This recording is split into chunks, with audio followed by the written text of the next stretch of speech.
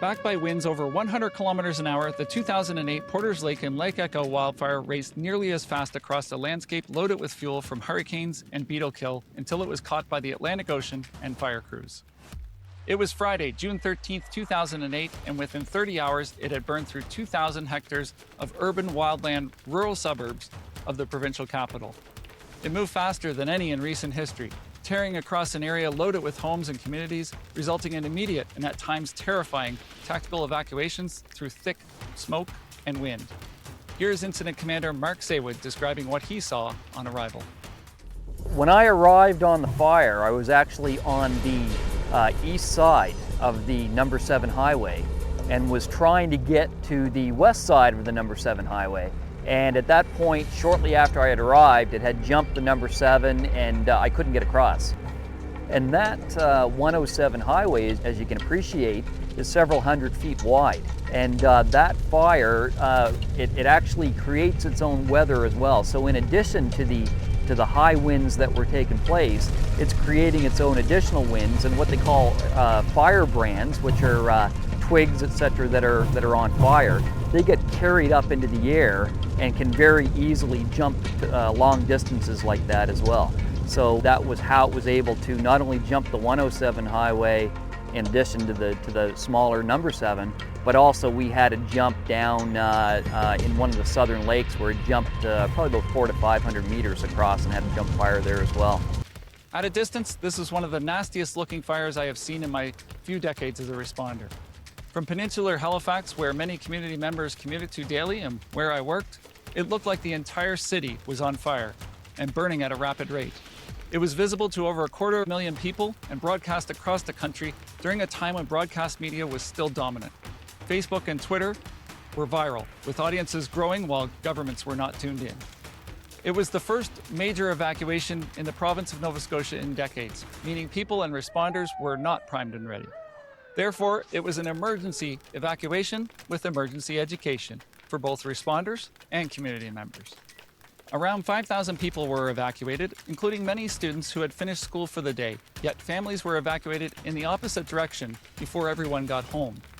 The routes around the fire were long, taking some people several hours, often driving on roads they had never been on before. Parents who may have been at work in Halifax had to figure out where their family was and how to get to them, with some areas having limited or overwhelmed cell service during the evacuation. Luckily, only 2 homes were lost in the largest wildfire in Nova Scotia's history in over 44 years.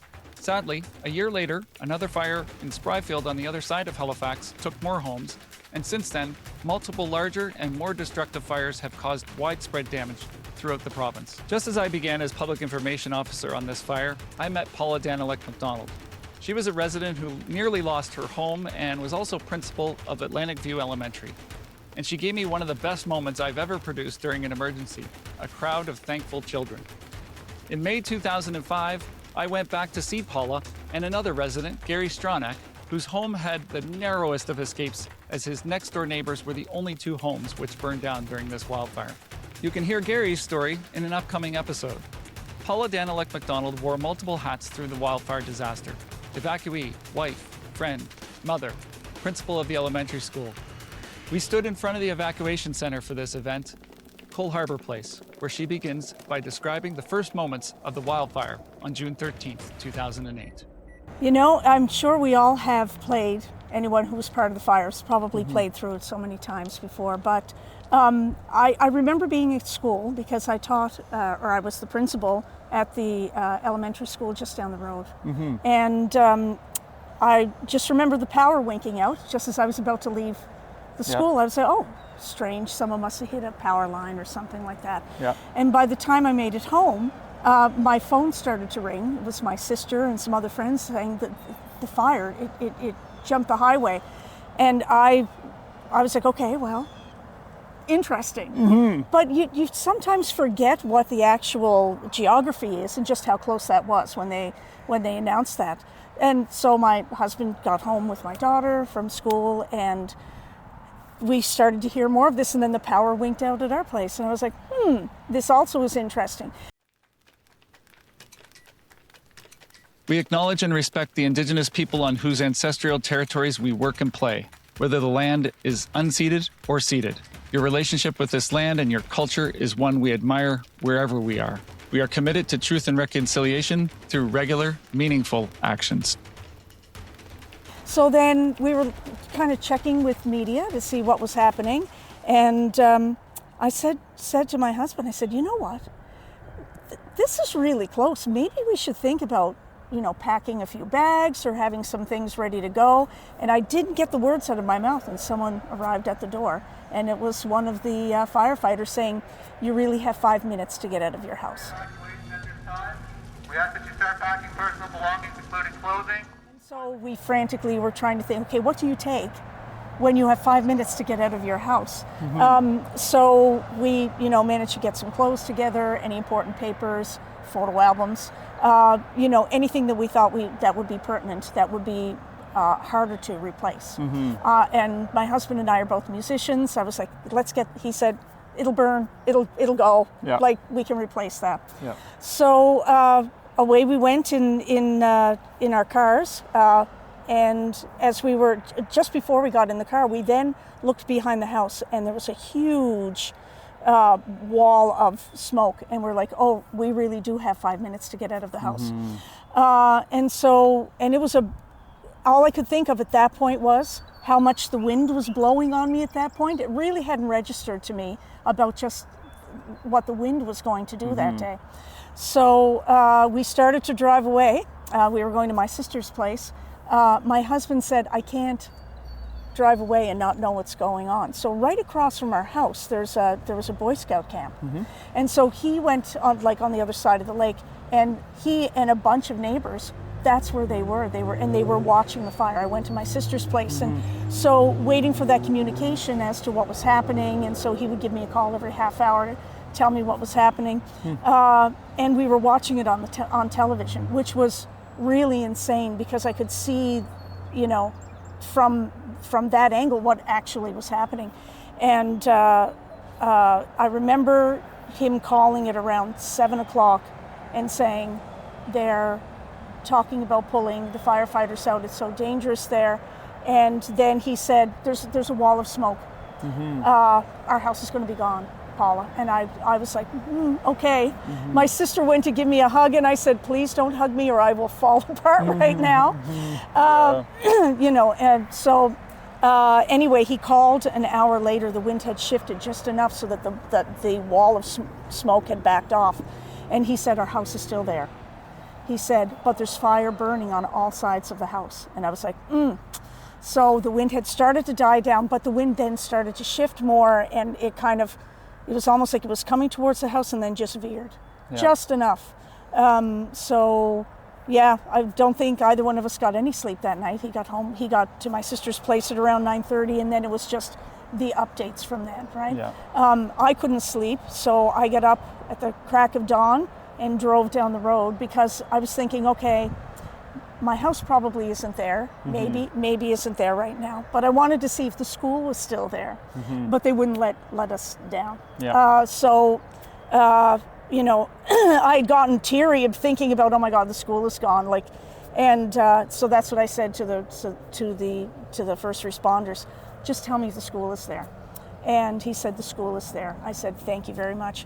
And I remember, afterwards, the story, when we were at Cole Harbour Place, getting the updates. We didn't stay there the whole time. It's quite a tense place to be when community members, and it's a good place because everybody gets to talk, and mental health wise, that's a very important thing. But there's only so much, people handle things in different ways. So, we were there sometimes just when they would tell us when the next update and when the next update was coming, so that we would know. So the morning that they were saying they were opening the roads back up again, what they did is they said, we have a bus and we're going to take the people who had damage to their homes. We're going to take them first. And so we're like, we want to see, but I hope they don't call us. So it was that feeling, please let us see, but please don't call our name. And when our name didn't get called, it was like a wash of relief. And then I'm watching all of my neighbors file out. And my heart was bleeding for every single one. I'm like, oh my God, I wonder how bad things were.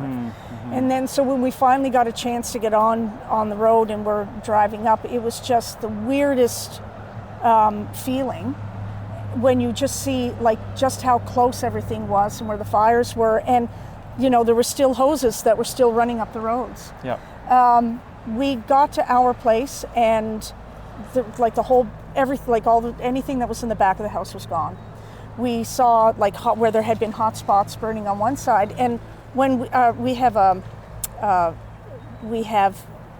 firewood that's stacked by the side of the house, and we noticed that the fire literally burned and came down, and then we saw it kind of all pushed to the side, and then we realized the firefighters had actually done that so it would stop like a firewall to stop that from happening any further. And we noticed that all of the wires were down because they had come and taken them down. And then we noticed like our propane tank was in the middle of the lawn. Yeah. And we said, you know, I was like, but then we found out afterwards what the firefighters had actually done to try to save all the properties. And I that's another thing. I can't say enough how tremendous the firefighters were and how tremendous the first responders. They worked so hard, and they spoke to community members so compassionately. It was wonderful to see. And so we started to hear some of the stories. So thank you to all of the firefighters and first responders. They saved our community. It was afterwards we started to hear some of the stories. Everybody the next day, everybody was walking around, seeing what was happening, the damage. And I remember the hoses were still down the road, and one of the firefighters was on the road, and he said, he said when they pulled us out, when it was too dangerous for us to be there anymore, we couldn't see. So we were literally on our hands and knees following the hose out because we couldn't make it back because the smoke was so thick. And I'm like, And they had left them there just in case there were other hot spots and other things that would pop up. So it was pretty surreal when we saw everything. And the interesting thing, before we left the house, I said to my husband, let's just make sure that all the windows are down and locked well. Yeah. And he said, why? I said, well, who knows, you know, like if there's something that's open, it's enough of a backdraft, who knows that it could get into the house, like just put the barrier there. When we came home and we opened the door, Kevin, my husband is a teacher, one of his students had given him some coconut cookies. Okay. When we walked into the house, all you could smell was the smell of coconut. And I was like, it's almost like those cookies baked twice because of the heat. Right, yeah. You know, so we were extremely lucky. We had no damage at all. Yeah. Again, like I said, some of our neighbors, not so lucky. Yeah. And something I learned is that bark mulch will actually catch fire with heat, not necessarily with the actual fire. Yeah. So when we were walking, we noticed that there was like nothing happening, like the homes were totally fine. And then in the very front lawn, we would see scorch marks, but it's where they had bark mulch. And some of our neighbors actually had damage to their house because the bark mulch right next to their homes had spontaneously combusted. Yeah. And that's what actually caused some of their fire damage. So very, very different when we got home. But you know, I have to say something about neighbors. Humans are resilient. Very, very. Humans are very resilient. And it's amazing how much a community will band together and work together to help each other out, even if it's not someone you know really well. But the community banded together and we're just incredible to each other. And I think those are the types of things that help people get through situations like this. Yeah. You know, so yeah, it was an interesting few days. For sure. A moment of appreciation for all of you, our listeners and viewers. Thanks for sticking with me through the bumpy patches, and expect a bit more ahead as wildfire season may pull me away before I finish producing some upcoming episodes. If you want to see our video episodes, you can find them at www.communicationspodcast.com or on the video podcast playlist at Butterfly Effect Communications YouTube channel. 42,000 views on YouTube is about equal to the number of expectations that you've surpassed. Musi ciao, which is thank you in the carrier language. So it's Musi ciao to our audience in Germany. I met Peter, Alfred Senior, and Alfred Jr. once upon a time. They're in some band called Schürzenjäger, which I'm quite sure I'm not saying right. So did those 3 fire chiefs from episode 22, Crowds, Crisis, and Communication. And you'll see Peter wearing a hat that looks quite familiar to that episode. We heard they're famous? Thanks to our viewers and listeners in these communities: Cape Town, South Africa; Oslo, Norway; Fredericton, New Brunswick; Truro, Nova Scotia; and Paris, France. 6 continents, 60 countries, 700 communities. Thank you for joining, even if it is for one episode to learn and share a bit of the journey of each of my guests. If you have written with a guest suggestion, I have replied, so please check your spam folder. And now, back to Paula Danyluk MacDonald in Cole Harbour, Nova Scotia. Can you remember anything about the communications that you haven't mentioned already during and after the wildfire? Like, is there things that kind of pop out to you? Yeah, I think the biggest thing was that I think they did the best they could with the information at the time. I think that, between Cole Harbour Place here and it's just some of the updates that way. I think they did the best they could at the time. I don't think that it was something that they were used to having in communities around here, so I think it was almost a learn as you go, even though they have their own protocols together. But I'm sure that there's many things that have been learned since then. Most of what we got actually came from television and the radio, because that seemed to hit before anything else did.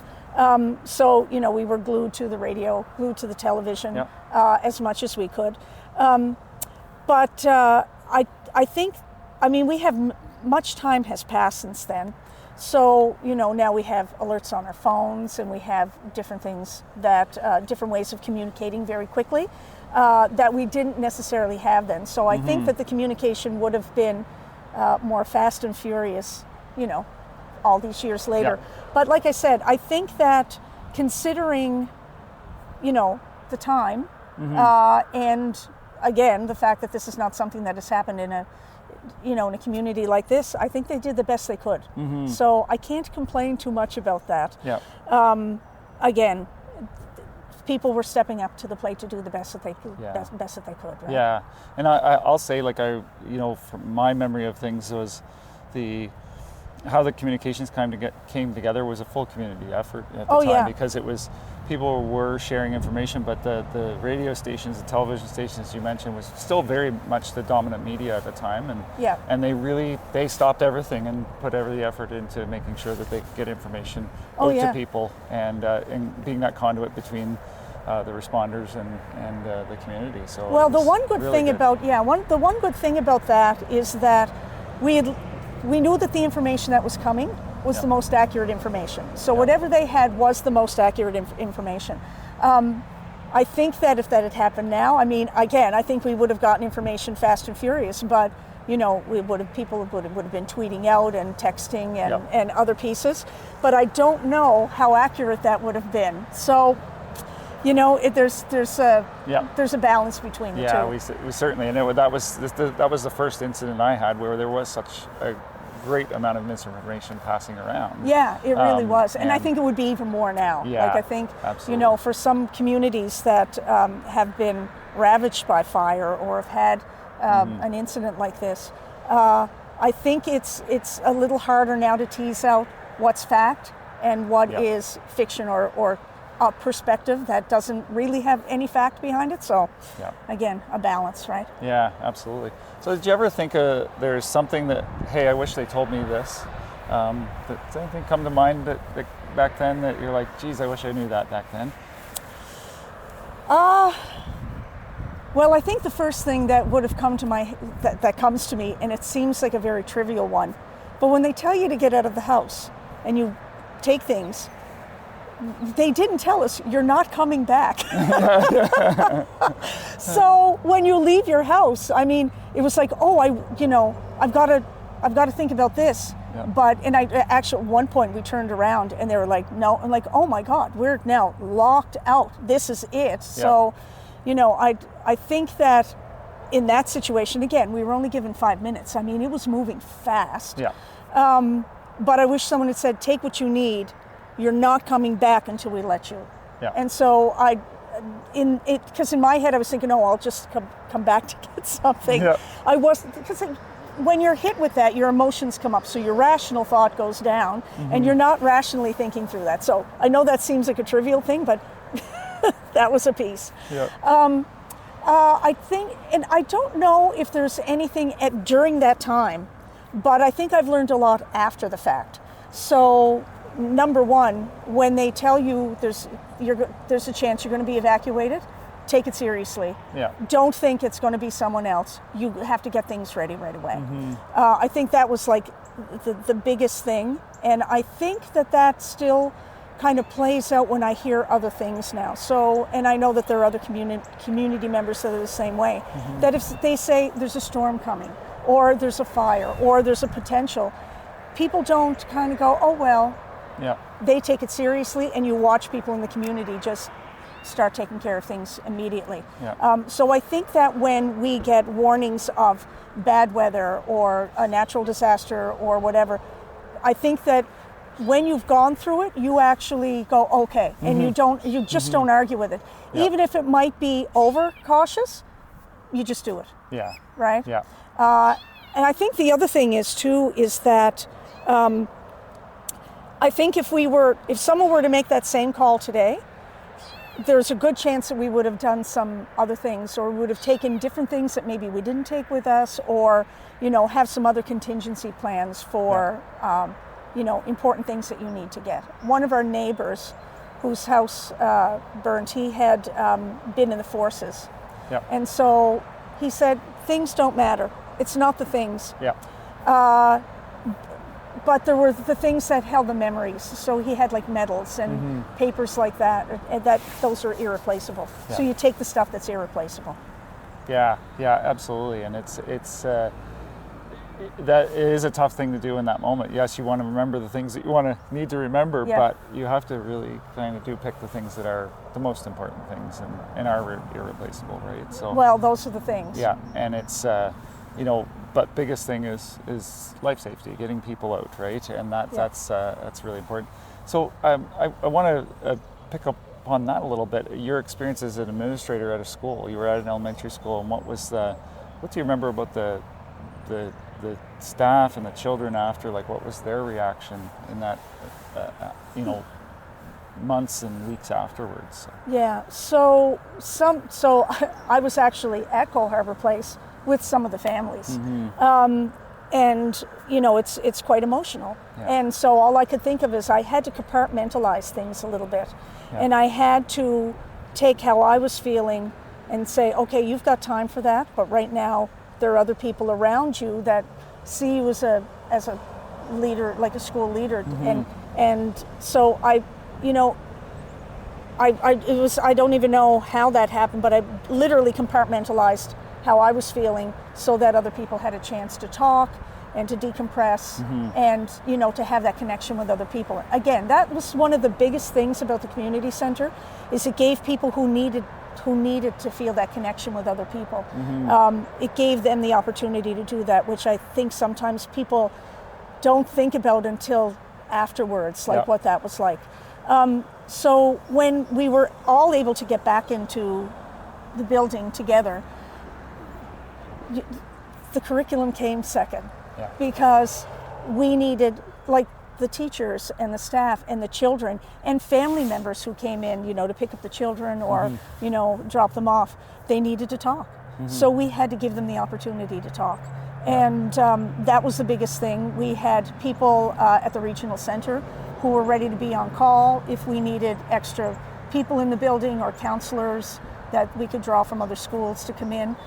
So there was the opportunity for anyone who needed that decompression, or to talk, or to, you know, do what they needed to do for their own mental health.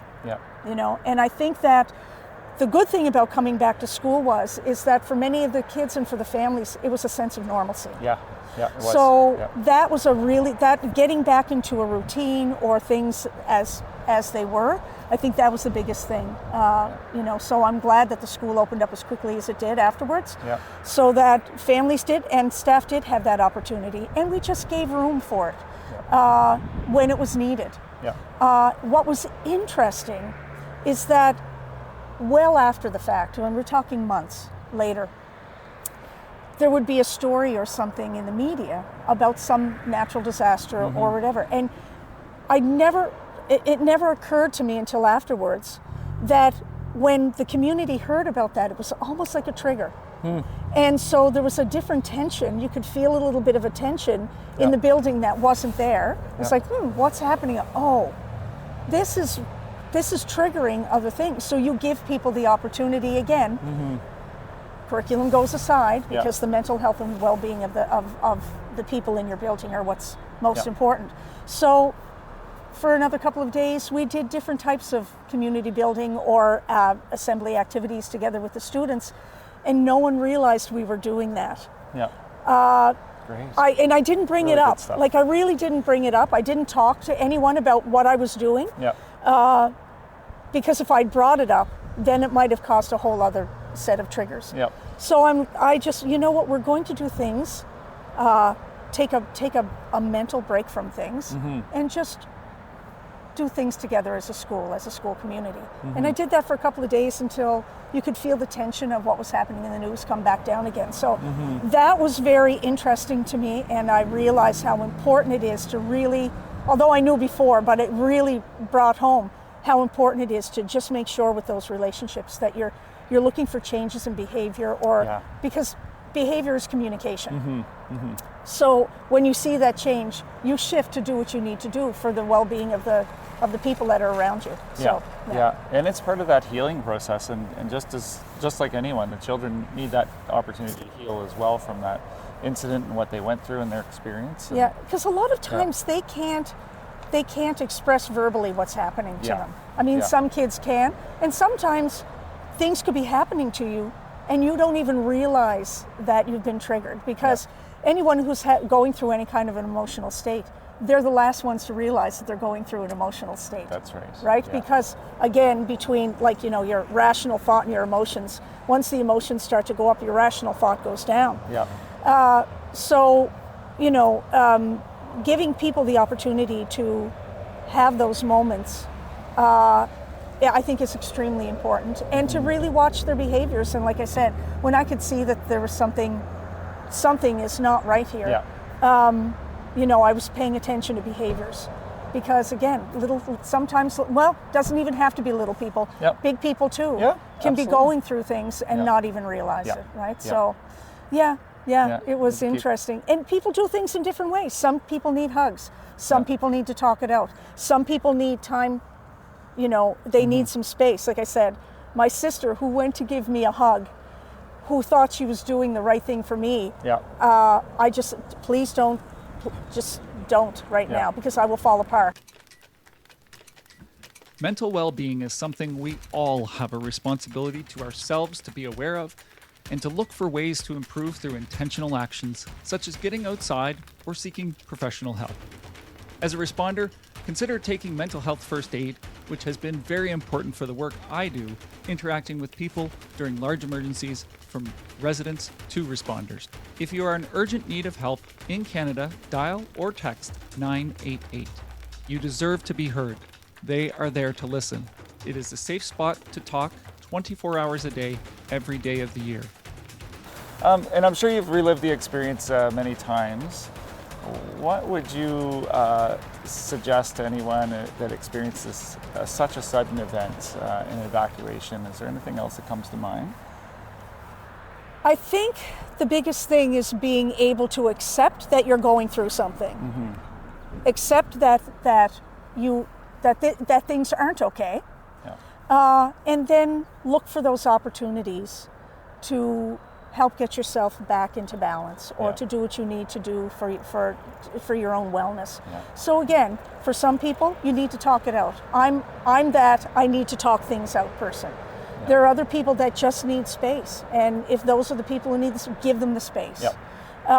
You know, other people might need to, you know, may need to be more physically active. Maybe they need to go talk to a counselor. Maybe they need, so whatever it is that works for you. Journaling for some people. Yep. Journaling is a big thing.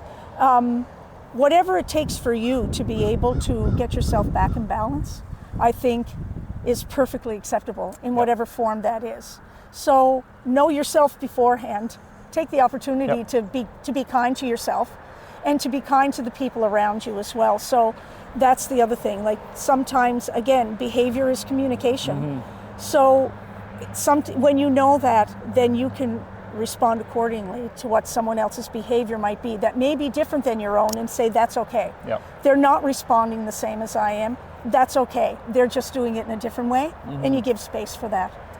That's a great piece of advice, and just you pick up on the fact that everyone goes through it differently, and it's different from moment to moment, and recognizing that shifting that's happening, and you do need to start to look at what you need to do as an individual right away. And I would suggest for people that are if you are ever evacuated or you know this incident is really close by, look at it on a daily, even hourly basis when you're in the middle. What am I doing right now to protect my mental well-being and keep things going? So and that's wonderful advice. Well, and again, you may think that you've gone through everything is fine.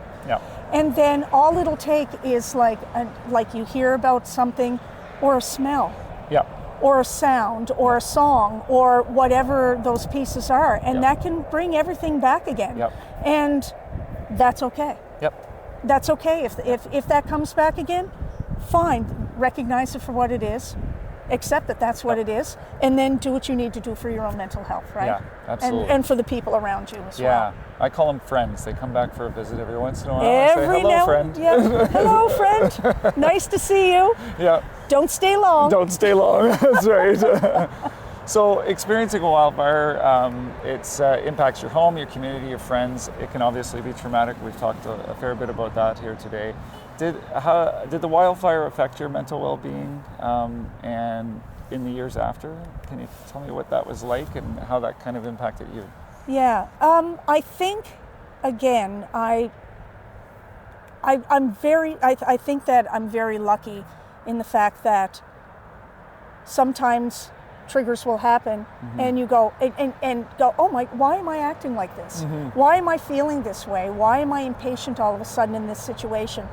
And so I think whenever you have a traumatic experience, being able to take a step back, breathe for a second, just breathe, and be able to see. So every now and then and not just for the fire, but for any type of anything that could be traumatic for you, whether it's the death of a loved one or another incident that might have happened. I think that if you're able to recognize things for yourself, it just helps you go, oh, I'm feeling this way for a reason. Again, the other thing is, though, I have to tell you, I find that I get a little bit more tense and in action mode when I hear there's a storm coming. This is happening. This is happening. I don't mess around. Where I would have kind of before been a little bit more, okay, we'll just, now it's like I'm immediately in action mode. A lot faster than anybody else in my family right now. And, my husband will say, what are you doing? I'm saying, well, this is happening, so we've got to get this in, we've got to make this.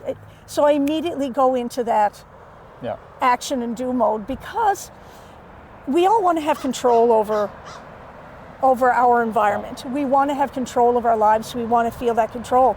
And when I hear that there's something that's beyond my control that's about to happen, I try to control as much as I can around me, that proactive piece, so that I can go, okay, at least I did everything I could to kind of mitigate what might come around the corner. So I think since, we've also had some large storms out this way as well.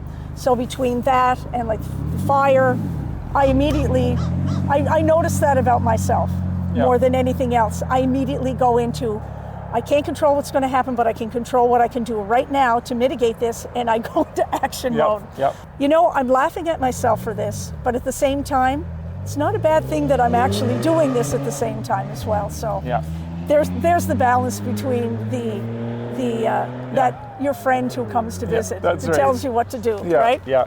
The site of this interview, well, it's seen some things. It was the evacuation center for the 2008 Porters Lake wildfire that you're seeing in this episode, as well as episode 12. It is an aquatics, fitness, and skating facility which has been a great asset to many. While the community of Cole Harbour is only around 27,000 people, the Stanley Cup has been there 5 times in recent years through players who grew up in the community and facility, including Joe DePenta, Nathan McKinnon, and Sidney Crosby.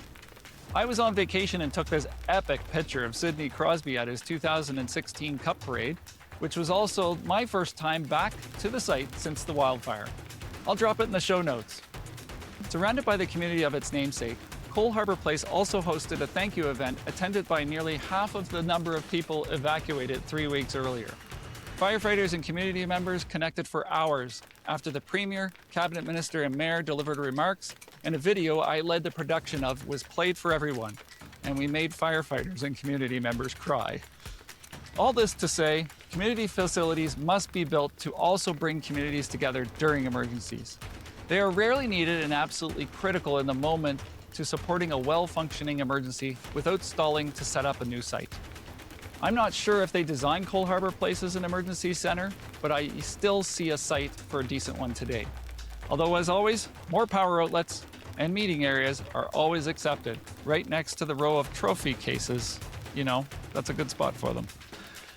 Now, back to the episode with Paula Danyluk MacDonald.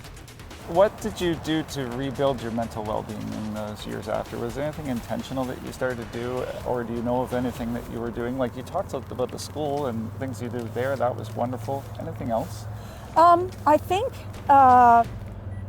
one of the biggest things that happened afterwards was just making sure that I had connection with community members. Yeah. I think I did that more after the fact because nobody can do it by themselves. And you know, I always talk to staff members or anywhere, we all need the ABCs, accepted, belong, and connected. And so I think after the fact, I think that was something that really meant a lot to me, was to make sure that you have connection with other people around you. So I think, I don't know if I intentionally did it, but I knew afterwards I had a different connection with people on the street. And even if I'm not close, you don't have to be close to them. It's not like, we're over having tea every Sunday. Yeah. But it's good to know the people around you so that you've got those ABCs, the accepted, belong, and connected. So I think I did that. I think whether that was intentional or not, I know that happened afterwards. Yeah, no, that's great. And is there anything that you, like, as you think back and you think about the event and you reflect back, is there anything you wish you'd known about it in that recovery period and the afterwards that you didn't know, I guess, back then? Well, that's a good question.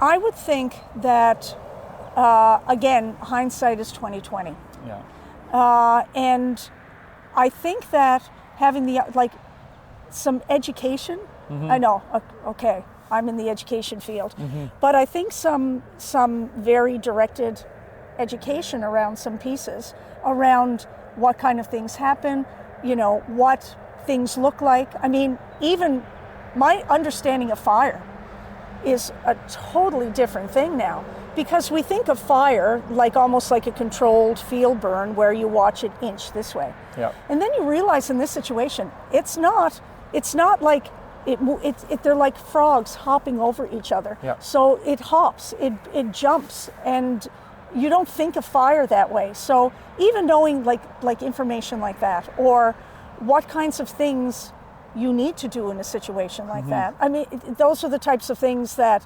I think afterwards, it's like all the things I learned, like don't put mulch next to your house, which we didn't. Yep. Don't have trees that are overlying on, close to your house, or, disconnect and, make sure that you don't have flammable objects that are going to be right around your house, or even like paint cans or whatever.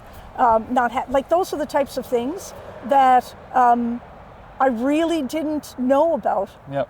until afterwards. So I think there, like, you know, the opportunities for some education around those pieces, I think that would have been interesting to have. Yeah, great. And it's, all wonderful information. It's been great to reconnect with you after all these You years. It's been, I obviously remember you and the experience with you and the kids, because one of the things that happened when I was working with that event was I had to kind of capture what was going on in the community, and I was taking that back to the emergency operations, and informing them what the feel was in the community, and I remember going by the school, and the kids were just amazing. They were just, it was like everybody else was kind of like, reeling and tough. It was a tough event, and the kids were just amazing. They were just these little balls of energy that were more energized to thank everybody than the community was, which was amazing. And so we captured that. Thank you for saving our community.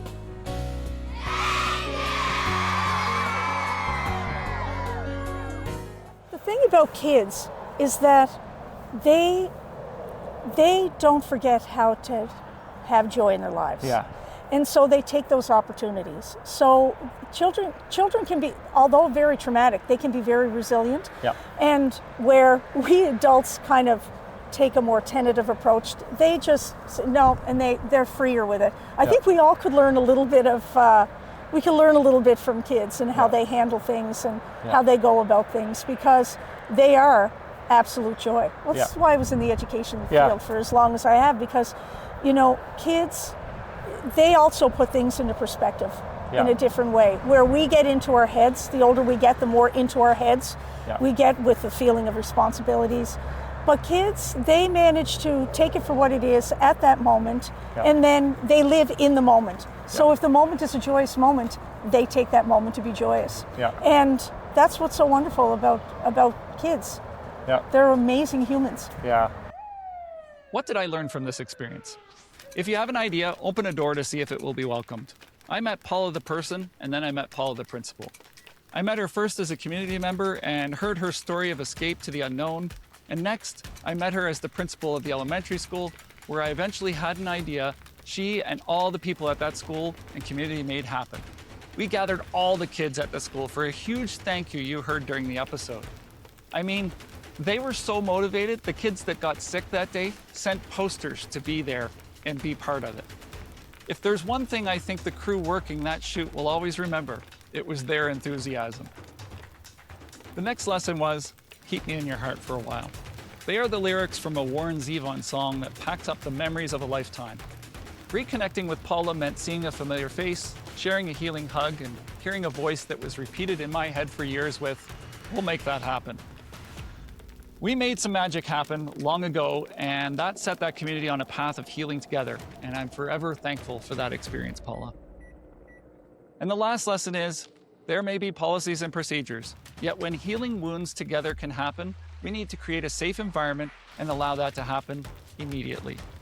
Most of all, we need to give time and space for children to be kids during disasters, and to go on the journey with them through their fears, joy, and healing. Maybe in those moments, we as adults need to be the ones learning how to reflect, rebound, and rejoice from our children, who have elementary mental damage by comparison. I met many of the children of Atlantic View Elementary, and they seem to have the same key message in weeks after the fire. My parent is pretty upset, but I think we were all okay, and I'm really happy, and I think they should be happy too. Well, kids, you're adults now, and I think your message caught on and stuck. I hope one of you Atlantic View Elementary students from back then hears this someday and finds me for an episode about their wildfire experience. Bring your friends. A thank you to Paula Danyluk MacDonald for joining me for this episode of the Wildfires, Floods, and Chaos Communications podcast, a production of Butterfly Effect Communications. This episode pairs well with Season 2, Episode 12, Case Study, the 2008 Nova Scotia Porters Lake and Lake Echo wildfire, as well as an upcoming episode with Gary Stronach. And here's a preview. I don't have a lot of bad things to say about the fire. and the outcome of the fire. It's because reality is it was a massive fire. It affected thousands of people. There were thousands of people involved in resolving that. I'm only one individual, and I like to think of myself as resourceful, and I can take care of me. Show notes, images, and full video are available at www.communicationspodcast.com. This is the Wildfires, Floods, and Chaos Communications Podcast. I'm your host, Tim Conrad. How about those accents? The birds were squawking in the breeze, the muffler of that car, jeepers, but close enough to smell the ocean. Goodbye. Hear me later.